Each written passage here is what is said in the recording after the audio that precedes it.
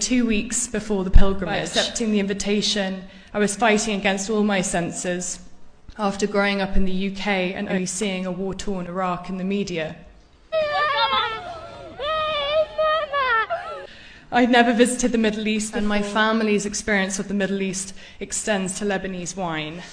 I'm a photojournalist. I'd been working for 3 years. I accepted to walk Arba'in as it was the most positive, peaceful story about a misunderstood religion in a country and region that had been historically reported negative. I couldn't help but question how as many as 25 million pilgrims walked to Karbala over the course of 40 days in mourning for a man who died 1400 years ago, and it wasn't worthy of global attention. And even now, Arba'in is almost unreported in the West. And so there I was at Najaf Airport with a team of Iranian and Iraqi filmmakers preparing to make a documentary on Arba'in.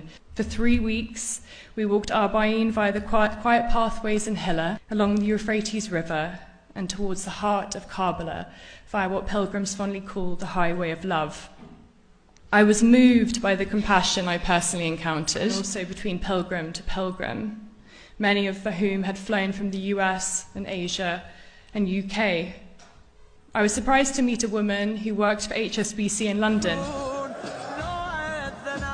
while meandering our way through these date palm forests towards our accommodation for the night. I've been informed that if you stay in the men's mokebs, you'll experience a strong symphony of snoring.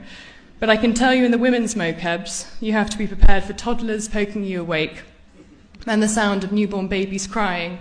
And in my case, I had aunties offering me food, readjusting my hijab, and asking me 20 times a day if I was married. Everyone was there for the same reason, to pay respects to Imam Hussein.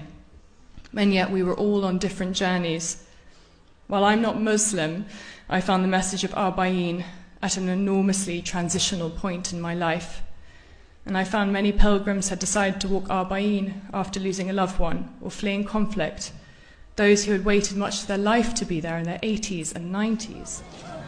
When we reached Imam Hussein's shrine the day before Arba'in, I stood on a rooftop looking out at a stream of pilgrims, and at my colleagues knelt on the floor weeping in the presence of Imam Hussein's shrine. I felt overwhelmed and confused. How could up to 25 million people walk every year and no one know about it? How could they mourn for Hussein as if he had just died that day? And how could one man unify so many people in one place, and yet so few globally know about it?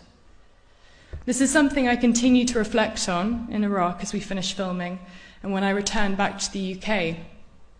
I spent 2018 deeply frustrated by the contrast between my experiences and what the British media spouted.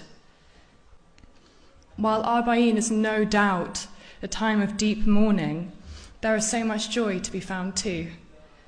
In the most sensitive and raw of times, we can, as people, be softer than ever, and that is certainly the case for Arba'in. When the men at Heathrow immigration asked me if I was safe, I told them, very simply, that the very reason they wanted to interview me was the very reason I had gone to Iraq, to show people it's not what they think it is.